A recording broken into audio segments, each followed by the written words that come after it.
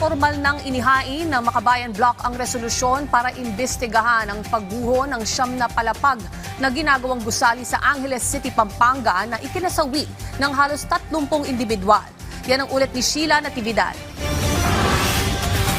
Matapos ang nangyaring pagguho ng siyam na palapag na gusali sa Balibago, Angeles City sa Pampanga, nagkapit-bisig ang labor leaders at ilang mga kamag-anak ng mga biktima kasama ang Makabayan Block para ihain ang isang resolusyon sa House Committee on Labor and Employment.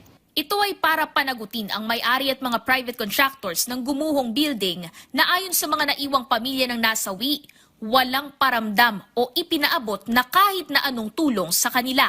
Nananawagan ako doon sa may-ari, sa kontraktor, na sana naman siya magpakita sa amin, lalo sa mga pamilya ng biktima, at mabigyan ng hustisya yung mga biktima.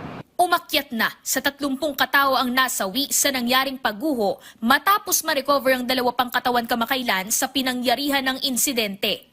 Giit ng Institute for Occupational Health and Safety Development, kailangang repasuhin ang Occupational Health and Safety Act para sa mga manggagawa. Buo po yung suporta ng Institute for Occupational Health and Safety Development sa resolusyon na final natin ngayong araw na ito.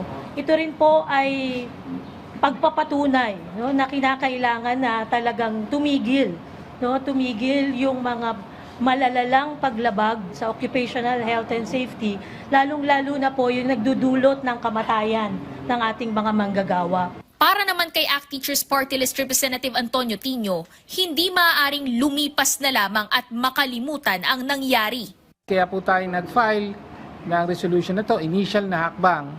Ang layunin natin talaga ay hustisya para sa 30 manggagawa na namatay sa pagguho ng building sa Angeles at pagpapanagot sa private contractor.